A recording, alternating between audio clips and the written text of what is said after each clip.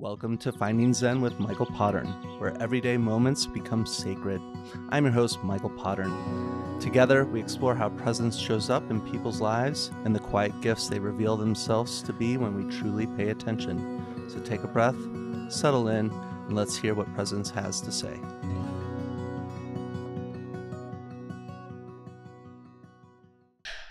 I'm Claudia Nannino. I'm excited to be on the podcast today to share about different tools and different ways that I help to access self-healing, forgiveness, and keeping my own cup very full. And I hope that you walk away from this podcast learning something about yourself and how to always keep your frequency and energy high. Welcome, Claudia. Thank you. Welcome, everybody. Today on Finding Zen, we're going to be dropping in and discussing breathwork and just a bunch of other things that have evolved around that and your exploration of yourself as well as different practices. But let's just take a moment, take a breath. Good idea.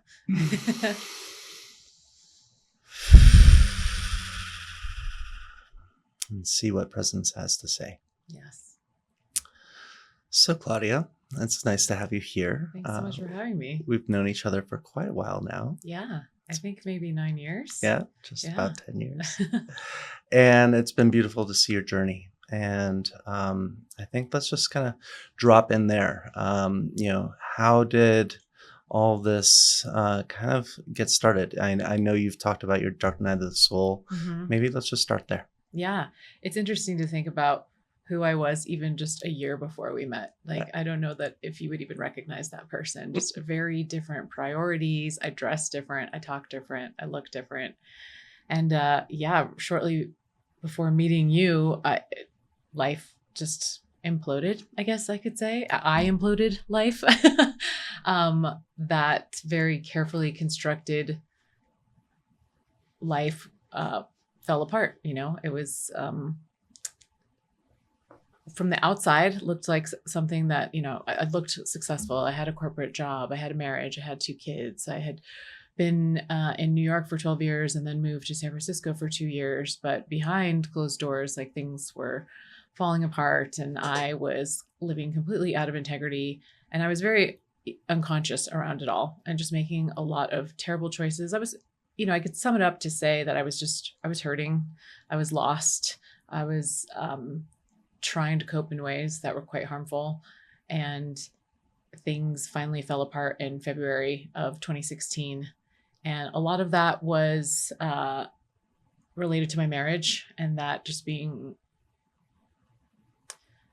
just not working, and also me not putting in the energy and the real effort and really addressing what was wrong. I was just trying to piece together happiness, piece together ways of feeling good, because it was really missing in that relationship. And so I think you've heard me talk about this term spread addiction before, which is funny. It's not my term. It's something that I heard from, I wish I could remember where I first heard it, because very few people have heard of this term when I bring it up. And I thought it was a more common thing, because when I first heard it, I was like, wow, this resonates so deeply, because it was very accurate for what was happening in my life in terms of me just having a lot of different, very harmful vices and coping mechanisms. And because it was spread across all of these things, it seemed very socially acceptable. I was drinking, but not more than the people I was hanging out with. I hung out with a lot of drinkers. So it seemed like, okay, this isn't something I really should look at. This is just normal. This is New York life. This is San Francisco life. This is corporate life. We just drink,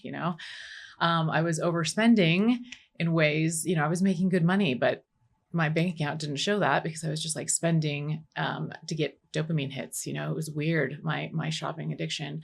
I had a weird relationship with food. I definitely had a questionable relationship with drugs. It was all recreational, but really, was it recreational? Because it was not very helpful. Yeah. It was quite harmful. And then my relationship to sex and love and codependency and all of those things were things that weren't really talked about, and things that were kind of behind closed doors. And I started making a lot of harmful choices in those areas. Yeah. And again, from the outside perspective, everything seemed fine. Everything seemed like socially acceptable and just kind of like how most people went through life, But looking back, I can see that like, wow, I was just bouncing from one thing to the next and not really letting any one thing be so problematic that I had to address it. I could avoid addressing any of it. Yeah. And I think that's the interesting part where you use the word harmful, but I think, in the way that you also expressed it, but in the moment, it didn't seem harmful. It Right. just seemed like, oh, this is what I'm doing, and this Yeah. is how other people, and that fragmentation actually Yes. can hide the culmination, Yeah. because it's like, oh, well, I video game, on the weekends, Right. and I don't pay attention to the things that probably I should be. And, these Exactly. things that I, might not feel harmful, and that you're just getting through and getting by. And, that's what you need. But yeah, all those things together, I think that word spread addiction, and that term, really resonates, just what I've seen. Yeah. And then maybe something would kind of draw some attention and I'd be like, okay, I can leave that for a little while. And I would just like dive into other things. It was very easy to just bounce around and ignore that I actually needed to start looking at these concerns and these issues. And then when I first met you, you had also gone on a retreat, and you were just kind of evolving into breath work. I think you had just finished your training as well. So exactly. yeah, kind of. So I think when we met, I was probably about a year, maybe a year and a half out from that moment of crisis where I finally started to look inward. I did some of the more traditional things. I found an incredible therapist, and I started 12-step, but quickly kind of felt like something was missing, or I just wanted some additional healing. I wanted to explore a little further. I started to go more into the non-traditional modalities, more down a spiritual path, and 12-step can be quite spiritual, depending on how you approach it. And so that was helpful for me to start thinking about like, more than just myself, Yeah, it's a good first place. Exactly. Yeah. And start really considering, like, I had always defined myself as a spiritual person, but I was like, but what does that really mean?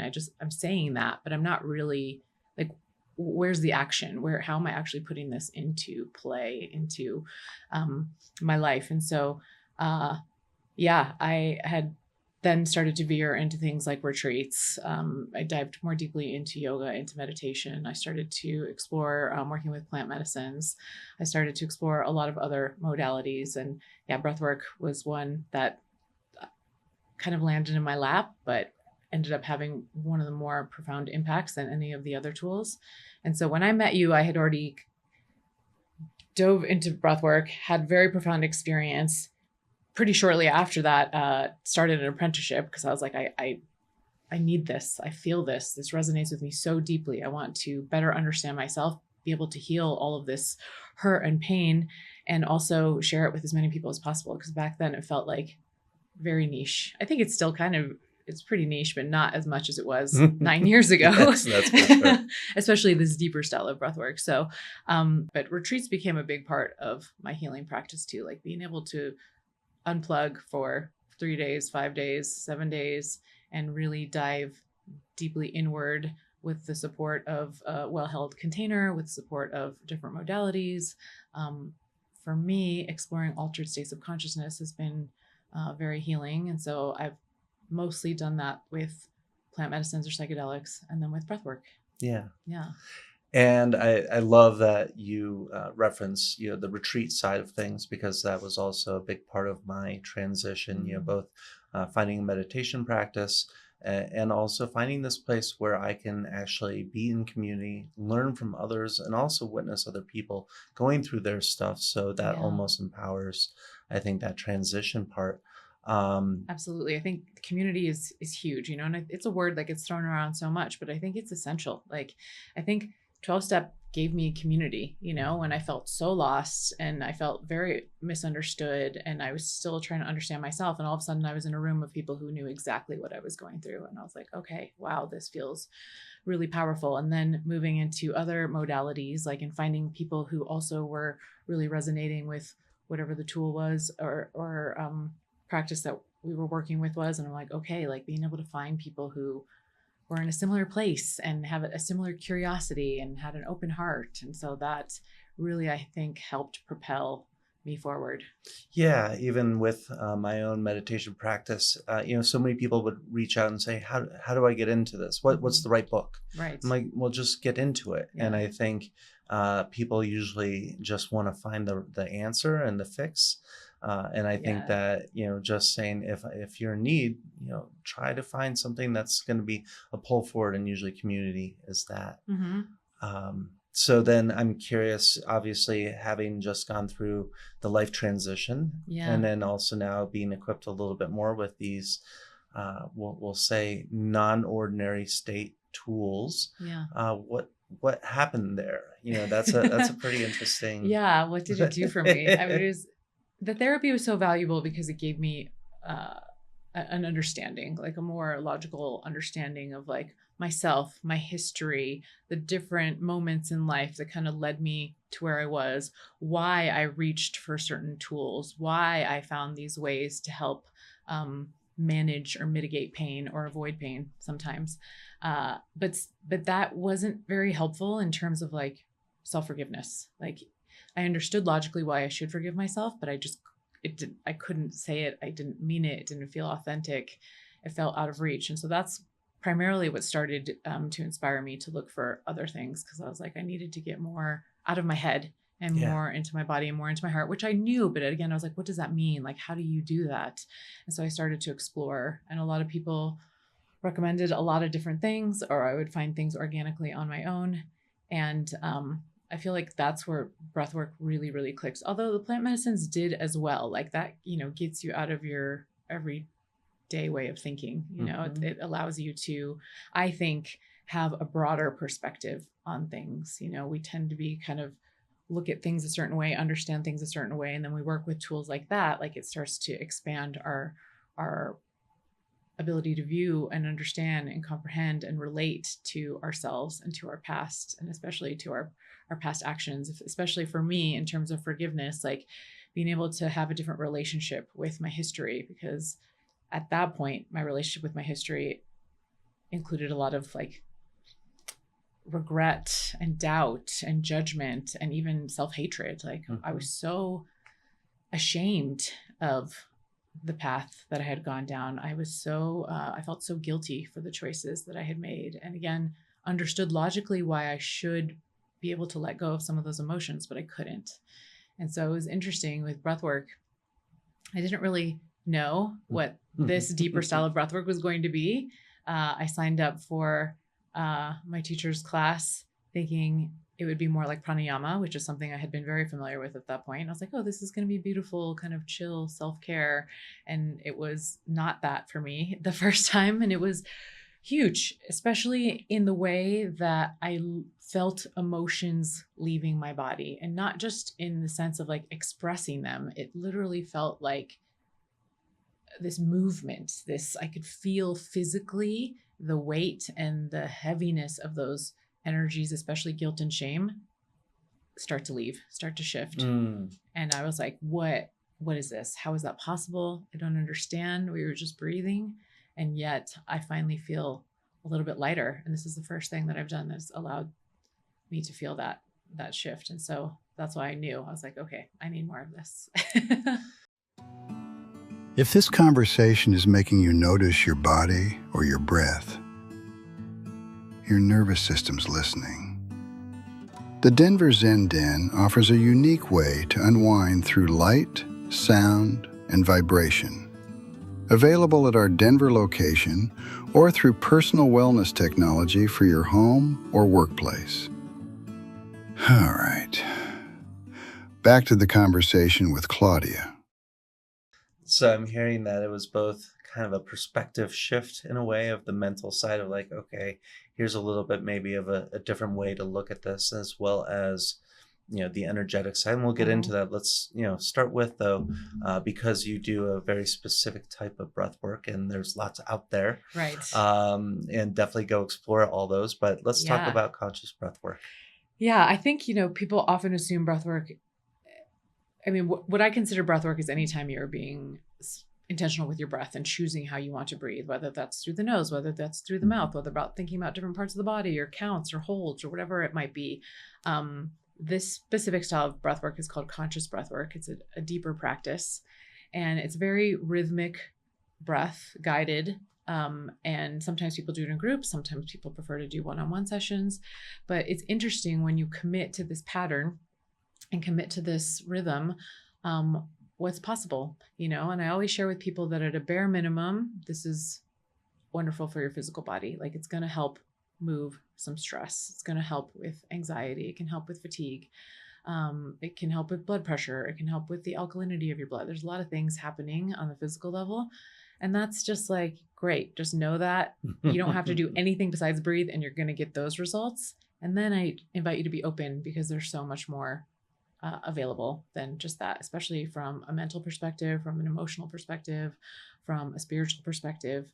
And as we were alluding to, this is a way to explore your consciousness, to access an altered state of consciousness just by breathing. There are some early theories that are trying to validate whether or not breathwork is one of the ways that we naturally release DMT in the body, which is a whole other conversation that we could have. But I believe that, having worked with plant medicines, having worked with DMT, and then having experienced breathwork, I'm like, oh, I definitely see this. I have felt this. This has been my experience. Not every time. I don't usually lead with that because it creates a big expectation for people, but it certainly is possible, And again, it's like this opportunity to explore both your conscious and subconscious, and see what's there, and see what is ready to possibly be released, what's ready to be transmuted, what's ready to be forgiven, what's ready to be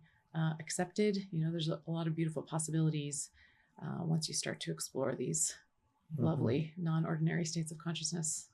Yeah, I'd like to think of it when we have clients in the Zen Den, is how to distract that monkey mind and then let everything else actually do its work. I think we're in such a world of inundation that the brain's been trained to override everything, and so I love that we can create these states that can really be so much more powerful than you would think. Exactly. And I love what you do, because it's also like breath work. It's like you don't have to take a psychedelic in order to access these states. There are ways to do it, because not everybody can work with psychedelics, but there is certainly benefit to accessing these states, especially from a sober angle.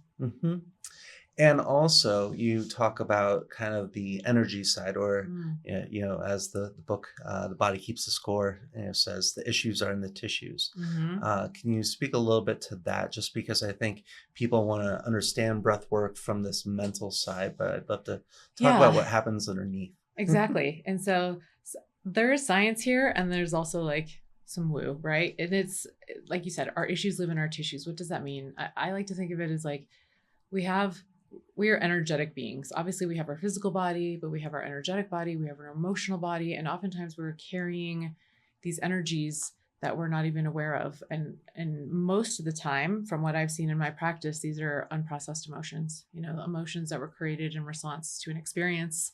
Therefore, that energy was created in the body, and maybe you didn't have the opportunity or the ability or maybe the maturity to handle that emotion and express it in real time. And so some of it gets stuck. And sometimes can also be a protection, a form of protection that was created, again, in response to something that happened in your life. And, the ego just wants to keep us safe. The ego just would love for us to avoid pain, especially if it's a pain that we've experienced before. It'll set up a certain way, a habit, a story, a protection to hopefully prevent that from happening again. But then, as you can imagine, once we're in adulthood, we have perhaps all these unprocessed emotions, perhaps all of these layers of protection, all this armor. And is it all serving us, or is it taking up a lot of space? Is it a lot of weight that we're moving around the world with that we could benefit from moving some of that through? So with breath work, we're breathing new energy in, or letting old energy go. The energy we're breathing in, other philosophies might call it prana. They might call it chi. There's a lot of different names for this energy. And then again, the energy that we're letting go are all the things that I have touched on, like perhaps stress, perhaps anxiety, perhaps feelings, perhaps trauma patterns, old stories. And so it's this beautiful practice that we can do ourselves, just accessing our breath, which everybody has access to, and can be really powerful for starting to explore what issues are living in the tissues. Where are we holding on to things that we're not aware of that is potentially interfering in our life in some way. Yeah, I think when you have that both ability to step back and see things as they are and not be in the driver's seat of, oh my gosh, this is all happening to me. There's an amazing thing that then can happen to the body, and it's acceptance of maybe that energy and can help transmute that. Yeah. And obviously in the name Breathwork is the word work. Yes. And I love that. I think one of my favorite parts of you is that you distill this part about it's not so much a discipline, it's devotion, and how to approach these modalities from that lens. Can you speak to that? Yeah, I was having a wonderful conversation with a friend a few years back, and we were talking about our word for the year. I like to always pick a new word for the year that helps kind of provide some guidance and some structure as to how I would love for the year to unfold. And I was talking to her about discipline. I was like, I feel like discipline might be my word. I want to really be committed to myself and my practices and my rituals and all of my being thoughtful with my actions, with my words, with everything. Like discipline feels like the word. And she's like, can I invite you to consider this word devotion instead? And she's like, it's got the same intention, but very, approaching it from a very different way. And I was like, oh yeah, 100%. Like devotion feels like from the heart, love. It feels like discipline can have a negative connotation, right? It feels a little bit more rigid. It feels like right or wrong. While devotion is like, oh, I would love to do this. Like I'm in flow when I'm committed to my practices in a way that feels like devotion to self, devotion to others, devotion to the collective. Like it just has such a different energy to it.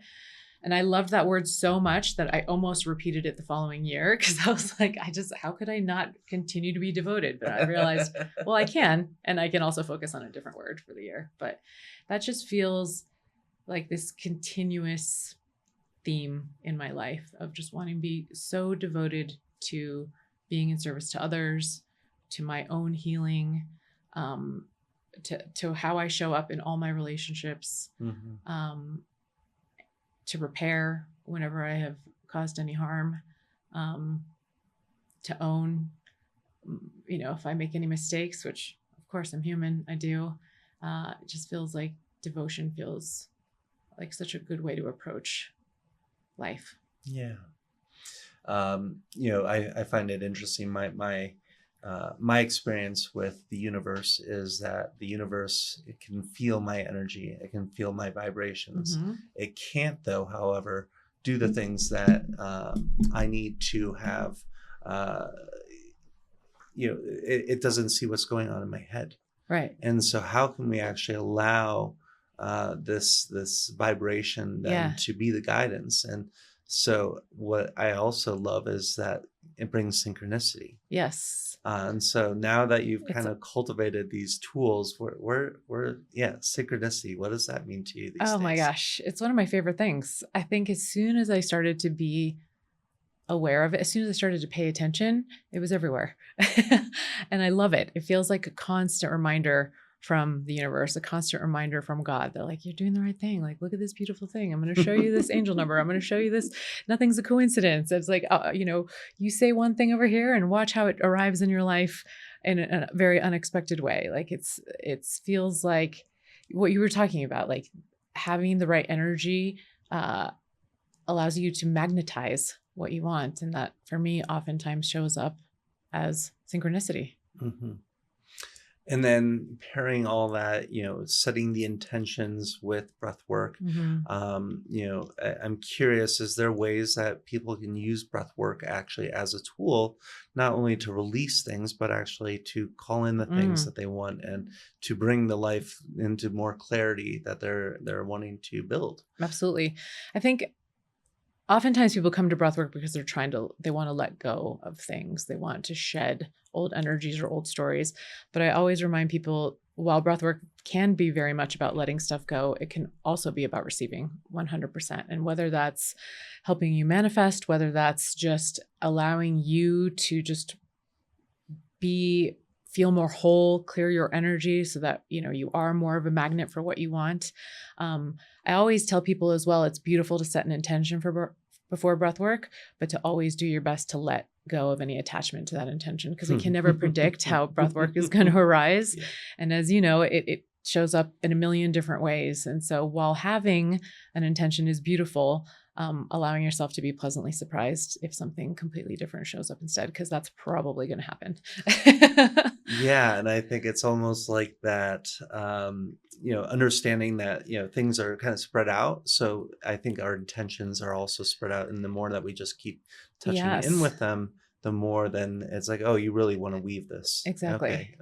Then we'll build that into your life. And I find that breathwork can be really interesting in terms of surprising you with a thought, a story, a memory, an image. And it might be something that feels very unrelated to your intention, but then afterwards it always like somehow ends up folding in very beautifully, or it ends up teaching you something that then is more helpful as you work towards whatever it is, the intention you have in your heart. Well, and that just brings, my favorite, I think, energy that I want to bring more of into the world is childlike wonder. And I think when we don't have the answers, but we're curious, that is the state of play. Yeah. We don't know the outcome. Exactly. We're just here to be in the sandbox and have some fun with other people and almost co-create. Yeah. And I think that's breath work, is it's Definitely. co-creation. And sometimes breath work, people might get a very abstract or unexpected kind of experience or message, and they want to put so much meaning to it. And I'm like, just let it mean nothing. Like, just be in awe of it. Just be surprised by it. Like, I've had an experience once that was very cartoon-like. And to this day, I still don't understand exactly what it meant, but I was able to appreciate like, oh, cartoons, like that. I loved cartoons as a kid. Like, can I just let this be fun? And maybe there's no meaning to it, but it was just a bit of playfulness and imagination that happened and that I got to experience. Yeah.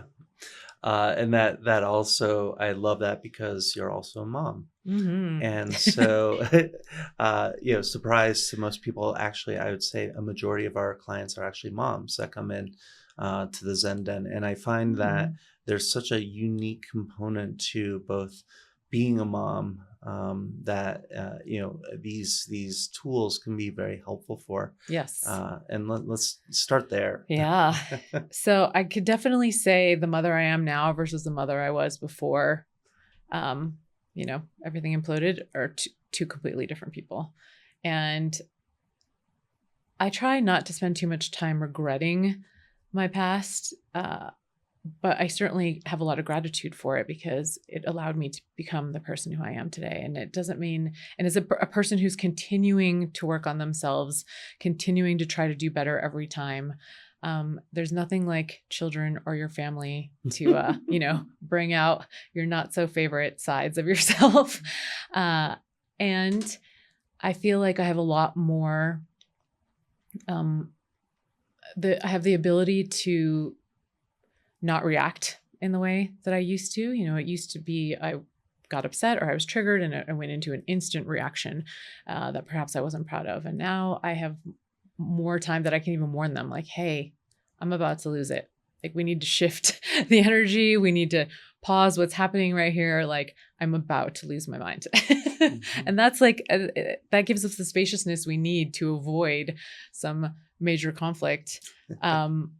Also, they're teenagers. They like to think that they know better than I do. They're oftentimes very resistant to maybe some of the guidance I want to offer, or I'm trying to have them be exposed to a more spiritual life and a lot of these alternative modalities, even if they feel like it's not for them right now.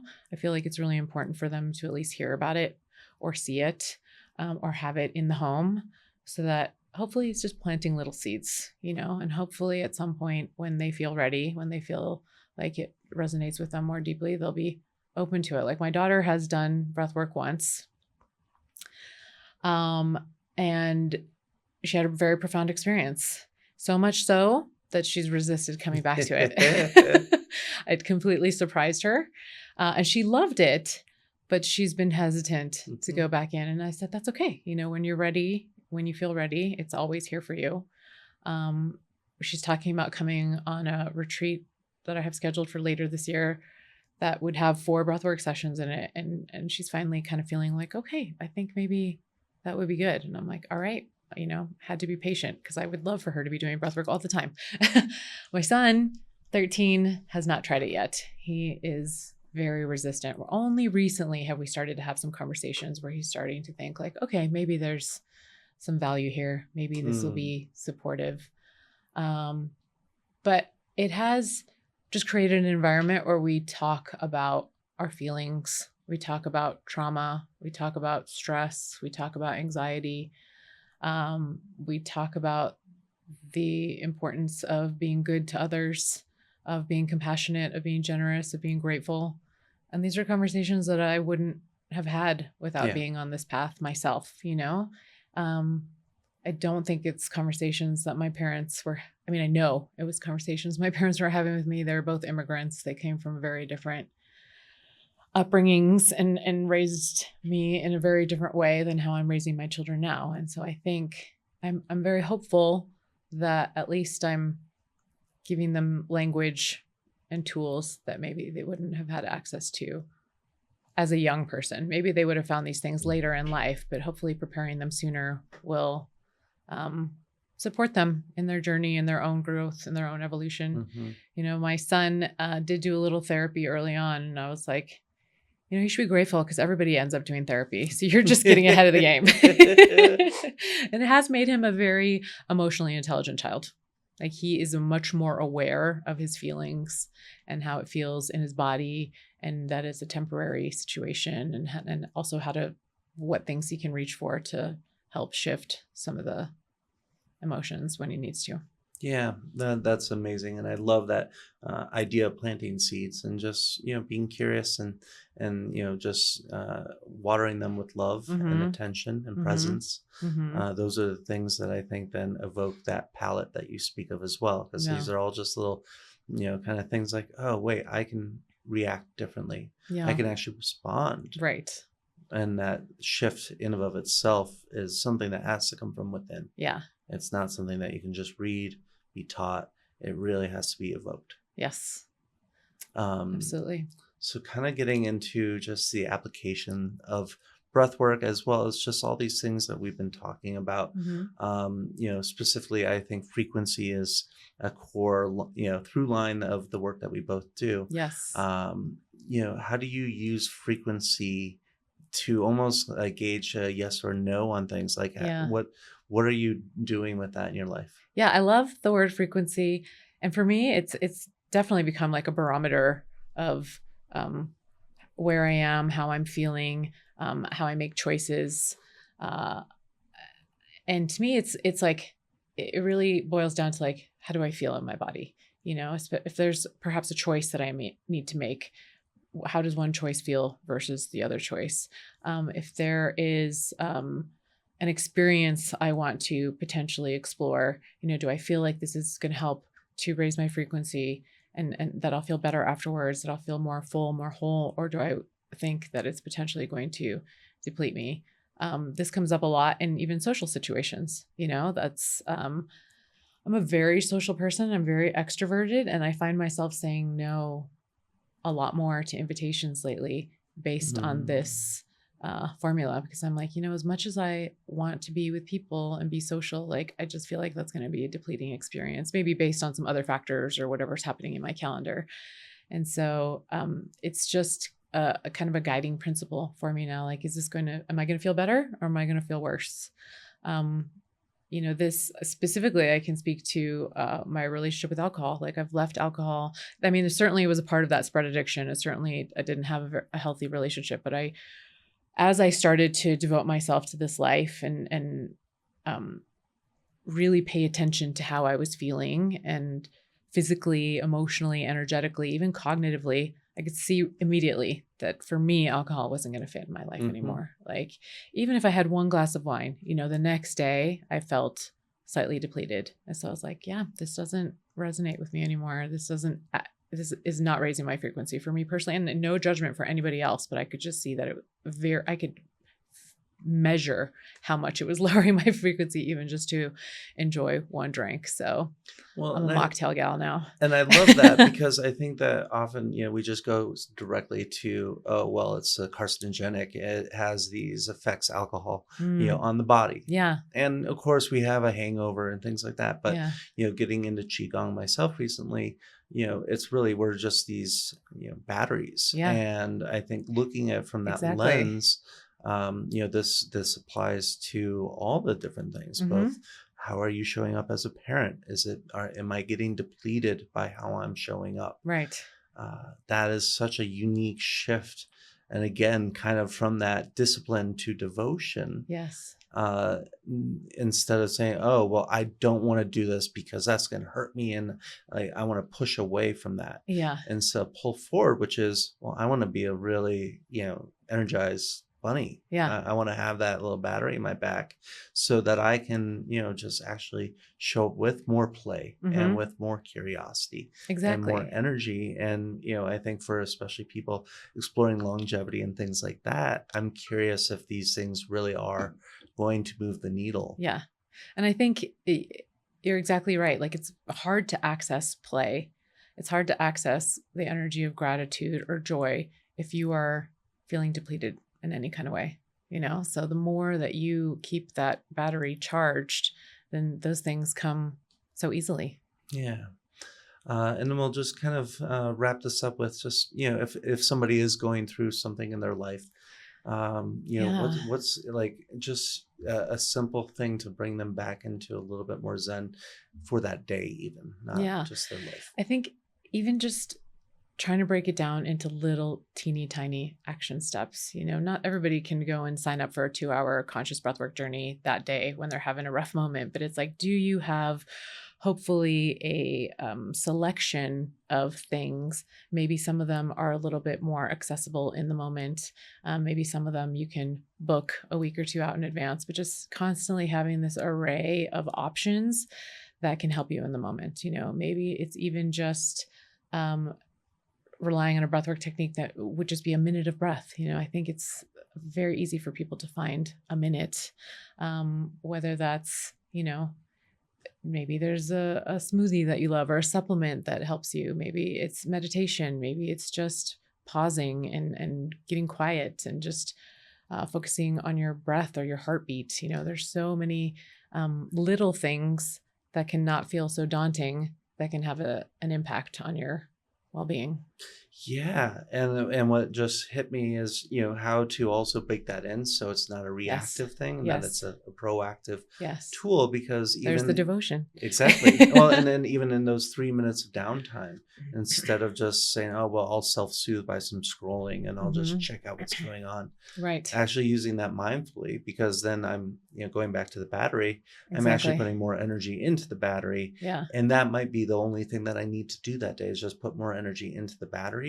And that can help break me out of the cycle or the funk that I'm in. Right. And everybody is going to have different ways of charging that battery. I was given a piece of advice once to a friend of mine who's a channel gave me the message of devoting to 90 minutes a day to something that nourishes my soul. And at first I was like, who's got 90 minutes a day? Like, that's crazy. He's like, but it can be however you define an activity being soul nourishing. And that maybe for you, that's counting yoga. Maybe it's a walk. Maybe it's doing some breath. Maybe it's listening to a podcast that feels like it really nourishes your soul. Maybe it's reading a book. Maybe it's cuddling with your cat. You're allowed to define that in any way you want, as long as you feel like truly it is nourishing to the soul. And then once he gave me that more flexible definition, I found it was actually really easy to do. And I noticed when I paid attention to it and was consistent with it, my battery was charged like fully and stayed charged, even with the inevitable challenges that would pop up or something would get derailed, and I wouldn't get knocked down too far because I was so devoted to keeping that battery charged. And I love the full circle of it, just because, of course, in my 20s, it was like everybody's working for the weekend, Yeah. and so work hard, play hard. Yeah. And so it was like, okay, I'll recharge the batteries on those 2 days. And of course, not doing the things that would even put any more energy back in. But then to have the perspective to say, oh, well, that's what's happening. And to have the supportive community to say, oh, well, there's a different way of doing this. It's just a pattern. It's just software. And so how do we, start to deploy these things, but actually in the day to day, not just, oh, I'm going to go on this, retreat. I think that's a great first step, but it's like, how do we cultivate that in the daily sense, and not just on the weekend, and not just these times? It really should be there every day. So it's proactive. And I think, something like a retreat is so important to show you and to have you access it and have somebody hold you for a while. But then, like you said, how do you take what you learn in that space and implement it into your daily life? And that's a very great way of looking at it, because the retreat holds you there long enough that you develop that palate. Yeah. If you just had a little taste, you're not developing a palate when you have a little tasting of something. Right. It's when you sit there for 7 days and you keep eating the same meal, you're going to be like, oh, okay, I get it now. Yes. And that's going to stick with you longer. I love that. Well, thank you, Claudia, for coming today. And we just appreciate everybody that joined us, and just inviting everyone to be a little slower, be a little more present, and hopefully find some Zen in today. Yeah, take some deep breaths. Thank you. Thank you for being here today. If our conversation opened something new for you, a little presence, a little wonder, share it with someone who might need it. Until next time, move a little slower, listen a little deeper, and keep finding the Zen in your own life.